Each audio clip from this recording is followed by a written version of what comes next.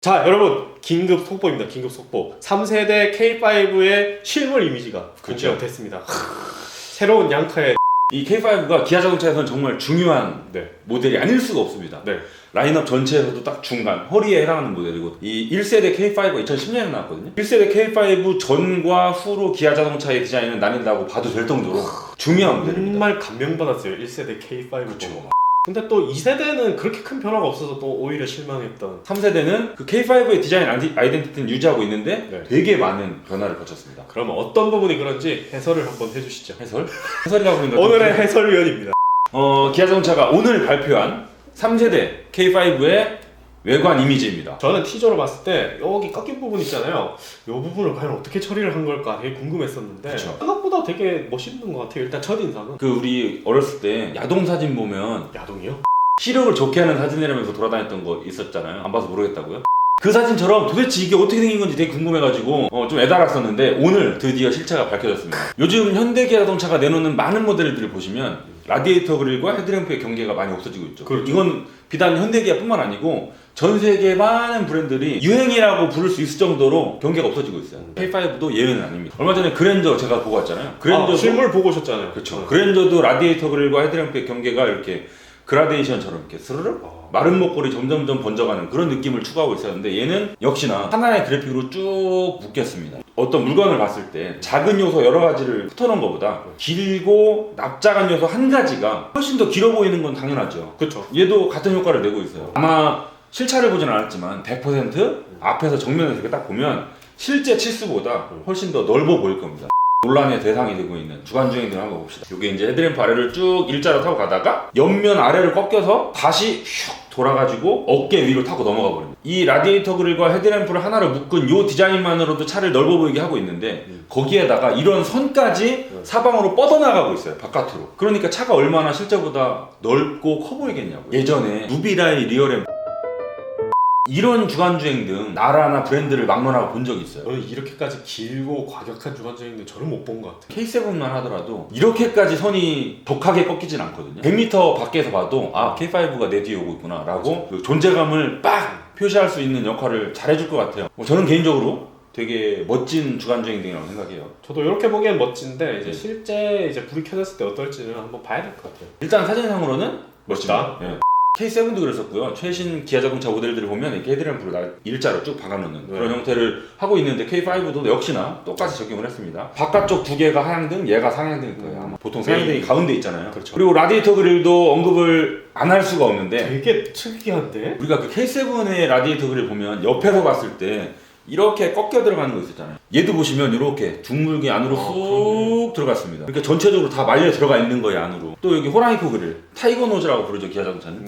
호랑이코 그릴도 당연하지만 자리를 하고 있는데 라디에이터 그릴을 얼굴 정말 좌우 끝까지 쫙 밀어 뺐고 거기에다가 호랑이코 그릴을 이렇게 보닛을 이렇게 날카롭게 딱 찍어가지고 넣은 이런 느낌 있죠. 요게 K5를 시작으로 앞으로 나올 기아 자동차의 디자인 정체성이 될 예정이라고 합니다. 중요한 터닝 포인트가 되는 그런 얼굴인 셈이죠. 유심히 봐둘 필요가 있는 디자인 요소고요. 요런데 면처리, 선처리를 보시면 상당히 세련됐어요. 얘는 지금 여기 윗면이고 앞면이잖아요. 윗면이랑 앞면을 부드럽게 쓱 꺾고 그 다음에 요런 선은 또 빵 집어넣고 이런 선들이 되게 조화가 뛰어납니다. 그런데 쓱 둘둘둘 말려있다가 또 여기서부터는 또 쫙 집어 올라가잖아요. 그 다음에 여기도 쫙 집어 올라갔다가 위로 올라가면서 스르르 없어지고 이런 처리들이 정말 곳곳에 잘 섞여 있어요. 면이 하나로 가다가 스르륵 나타나가지고 면 두 개로 합쳐져서 여기 입체감을 만들어주고 있잖아요. 이런 처리들 높이 평가해줄만 하다고 보여지고요. 소나타 DN8 현세대 소나타는 저는 싫어요. 코와 불호가 상당히 갈리는 디자인이잖아요. 이번 K5만큼은 물론 불호도 있을 수 있죠. 소나타보단 좀 덜하지 않을까. 파격적이면서도 조금 더 많은 사람들을 포용할 수 있는 디자인인 것 같긴 해요. 라디에이터 그릴 패턴도 한번 볼 필요가 있어요. 원래 자동차 전체를 놓고 봤을 때는 라디에이터 그릴 안쪽 패턴 있잖아요. 사실 디테일입니다. 그렇게 큰 역할을 하진 않아요. 과거의 자동차들 같은 경우는 그냥 단순하게 드릭 박아놓고 막 그랬었는데 요즘 나오는 차들을 보면 그 작은 부분들까지도 신경을 많이 써요. K9은 이름 뭐예요? 막 되게 복잡한 이름 들어갔어요. 긴 영어 이름으로 된 자막으로 넣어주실 거죠. 기아 자동차의 설명에 의하면 그냥 읽어드릴게요. 상어 껍질처럼 거칠고 날카로운 외관을 갖췄지만 부드러운 촉감을 갖춘 직물인 거칠고 날카로운 외관을 갖췄지만 부드러운 촉감을 갖춘 식물인 샤크 스킨. 이 샤크 스킨으로부터 모티브를 받았다. 이렇게 설명을 지금 하고 있는데 상어 껍데기 표면 있잖아요. 그걸 현미경으로 보면 되게 거칠고 비슷해요. 상어가 물속에서 상당히 고속으로 헤엄을 치는 물고기잖아요. 네. 그러다 보니까 공기 저항을 줄이기 위해서 물속인데 공기가 있어요? 물의 저항. 그래서 그 올림픽 선수들 대회 나갈 때도 거기에서 따온 패턴이 들어가 있는 수영복을 입습니다. 자꾸 공기를. 아무튼 얘가 공기저항을 줄인 역할까지는 없겠지만 거기에서 모티브를 딴 비슷한 패턴을 형상화한 셈이죠. 그럼 얘는 물에 가야겠네. 감수하나요? 범퍼도 봅시다. 범퍼도 좀 영감을 많이 받았어요. 여기저기. 쾌속선이 파도를 일으키며 무리를 빠르게 달리는 모습을 형상화했다 라고 설명해주고 있는데 쾌속선이 어떻게 이런 모양으로 디벨롭이 됐는지까지는 저희가 모르죠. 그 영상이 여기 그대로 들어가 있으면 그건 우리가 그 자연농원이래. 에버랜드. 네. 에버랜드나 이런 놀이공원 갔을 때 볼 수 있는 뭐 코끼리 열차 되는 거예요. 영감만 받은 거죠. 모티브에 어찌됐건 디자인 자체는 상당히 역동적입니다. 이런데 맞아요. 굴곡 보세요. 파여 있는 거. 멋있어요. 예, 범퍼 하단부에 이런 날개 같은 부분이랑 흡기구 부분이랑 상당히 이 면이 두껍거든요. 앞면, 윗면, 옆면이 상당히 정직해요. 박스 접은 것처럼. 근데 요즘 차들은 그 경계가 상당히 꼬고 비틀고 그래가지고 입체적이거든요. 그쵸. 얘도 보시면 면과 선들이 엄청 많아요. 맞아요. 되게 입체적으로 만들어놨던 걸 보실 수 있고 디테일을 보더라도 이런 데 꺾임들이 상당히 지금 많거든요. 그렇죠. 꺾임들도 있고 그 다음에 날개 핀도 많고 이 소재도 지금 피아노 블랙을 썼습니다. 예전 같았으면 이 차체 컬러와 대비되는 그냥 무광 플라스틱을 썼을 거예요. 근데 얘는 지금 피아노 블랙, 유광 검정으로 마무리를 해서 조금 더 차가 비싸 보이죠. 바퀴 휠하우스를 따라서 접어놓는 면이 있는데 이걸 보고 뭐라고 부른다고 했죠 제가? 휠 플랫이라고 불러요. 그래서 요것도 옛날 차들 보시면 요 두께가 상당히 얇아요. 요즘 차들로 넘어오면서 요 두께가 점점 두꺼워지고 있죠. 과거에 아반떼 MD를 보시면 그때 이 휠 플랫이 정말 극단적으로 커졌던 경우가 있어요. 요것도 잘 두께를 조절해야 되는 게 휠 플랫이 너무 두꺼워지면 상대적으로 바퀴가 작아 보입니다. 요즘 나오는 모델들을 보면 여기 휠 플랫을 그냥 면을 딱 잡지 않고요. 중간에 한 번을 꺾어요. 볼록 들어갔다가 다시 나오죠. 차체와 휠 플랫 사이 선이 훨씬 더 진하게 맺힌 것 같은. 그림자가 맺히니까 이렇게. 그쵸. 한번 선을 안으로 말아 넣으니까 훨씬 더 진한 선으로 휠플랫을 그려넣은 것 같은. 전체적으로 앞모습은 이런 각들이 많았잖아요. 네. 또 반면에 옆모습은 이런 볼륨감들이 상당히 빵빵합니다. 날카로운 느낌보다는 되게 좀 부드럽게 흘러가는 듯한 그런 느낌. 그러니까 다이어트를 했는데 얼굴 먼저 살이 빠진 느낌? 헤드램프랑 보닛이랑 만나는 요 볼륨 있죠? 네. 요 볼륨이 둥글둥글 해가지고 옆면까지 쭉 이어지고 있어요. 비슷한 R값으로, 그죠? 네. 엉덩이까지 쭉 이어지고 있고 재밌는 게 이 캐릭터 라인인데 이 볼륨감은 쭉 이어지고 있는데 그 사이에다가 도어 핸들 바로 아래쪽으로 캐릭터 라인을 되게 날카롭게 쫙 철판을 집어넣었어요. 쭉 가다가 뒷바퀴를 향해서 쭉 꺾여 내려옵니다. 그리고 뒷바퀴 지나서 리어램프를 향해 다시 올라가죠. 생기네. 만약에 이게 없었다면 네. 자칫 볼륨감만 있고 그냥 다 둥글둥글해가지고 네. 조금 우리가 방금 제가 비유를 들어드린 것처럼 약간 뚱뚱해 보이고. 예 소나타 DM8 있잖아요. 현세대 네, 소나타. 지금 거. 걔의 캐릭터 라인이 워낙 세다 보니까 상대적으로 K5의 캐릭터 라인은 얌전해 보이기까지 합니다. 이런 창문의 구성을 봅시다. 사이드미러와 앞유리 사이에 삼각형 쪽창이 있고요. 앞유리 있고 뒷유리 있고 여기 나눠져 있지 않고요. 그 다음에 커터글라스 들어가 있고 요 창문 구성은 지금 소나타랑 똑같아요. 지금 현세대 K3가 출시했을 때 준중형 얘보다는 확실히 작은 차잖아요. 네. 그럼에도 불구하고 커터글라스를 집어넣어서 중형차 같이 커보이도록 만들었다라고 기자동차가 자랑을 했었어요.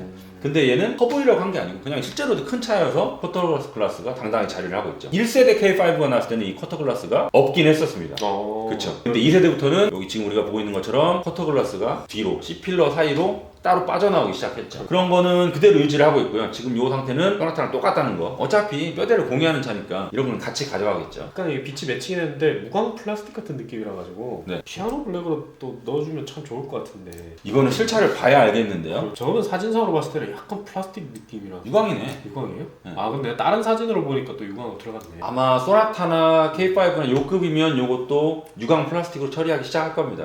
요렇게 창문 그래픽이 한 장이 있잖아요. 디자이너들이 이거 창문, 앞창문 그리고 뒷창문 그리고 하는 거 아니거든요. 요걸 하나로 그려요. 그리고 선을 긋죠. 요게 무광으로 들어가면 하나로 보여야 될 그래픽이 자칫 나눠 보입니다. 그래서 이게 유광으로 들어가 있어야 마치 이게 유리인 것처럼 보이고 하나로 묶이죠. 이런 부분 아까 그 주간주행등 있잖아요. 예. 그런 거랑 좀 비슷하게 이렇게 꺾이는 그런 느낌도 나고. 만약에 그걸 노렸다면 그럴 수도 있겠는데요.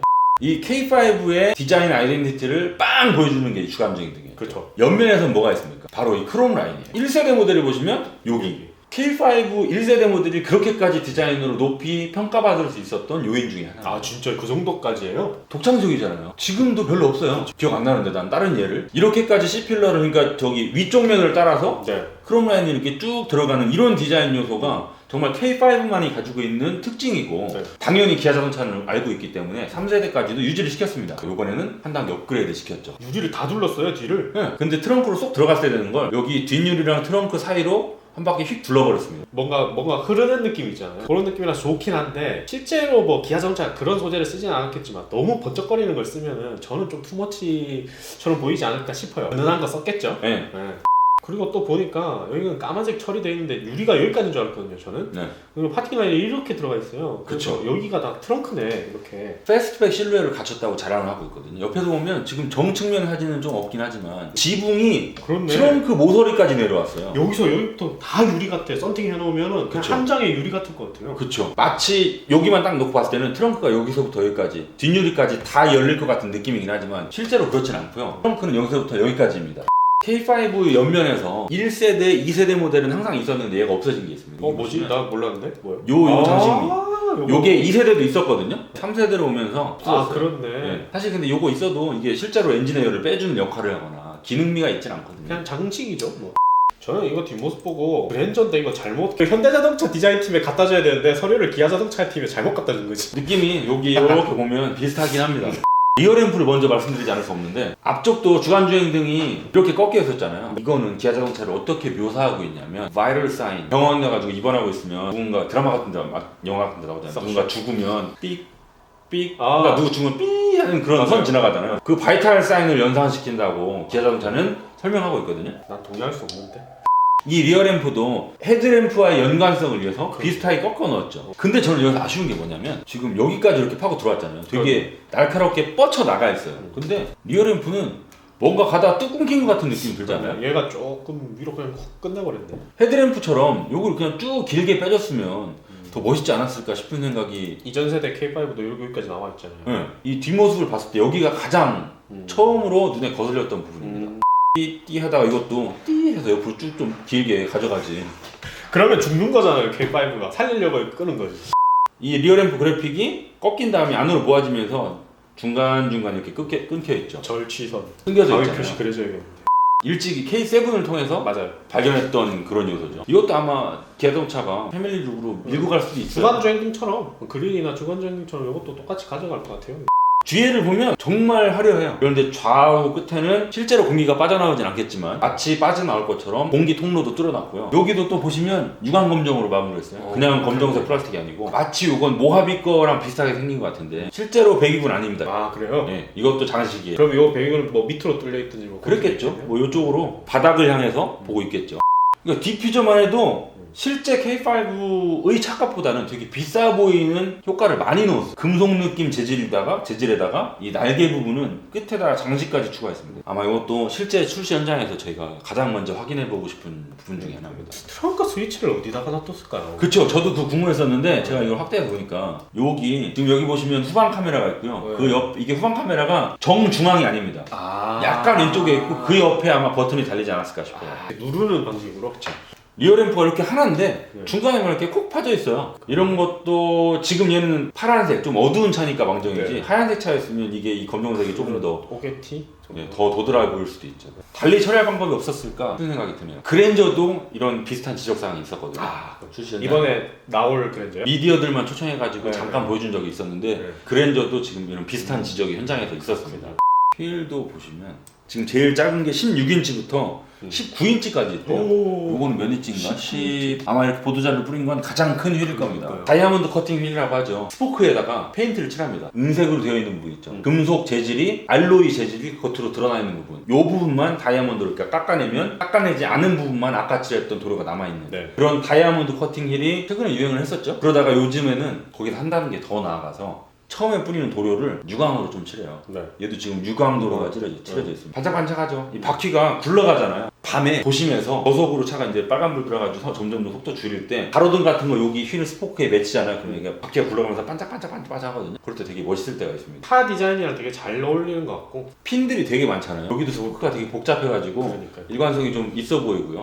디자인 설명 끝났으니까 영상을 끝내볼까요? 아 잠깐, 기아자동차가 K5 출시를 앞두고 12일부터 25일까지 특별 이벤트를 마련했습니다. 이름하여? K5 주나요? 그거는 아닌 것 같고요. 진짜 K5 준다. 한 명 줘요. K5 1명, 애플 아이패드 5명, 에어팟 5명, 카카오 프렌즈 보트 50명, 스타벅스 쿠폰 3매, 네일이 50명. 나도 당장 해야겠다. 어디 갔지?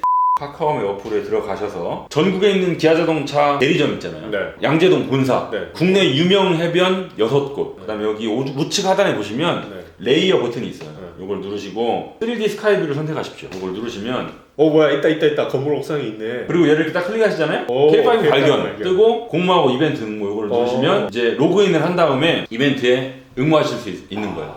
아직 지금 정확한 출시일이 나오진 않았습니다. 아마 빠르면 이번 달만 아니면 12월 안에는 출시될 걸로 보여지는데 지금 하반기에 신차들이 많이 있죠. GV80을 비롯해서 나올 게 너무 많아요. 우리 죽을 것 같아.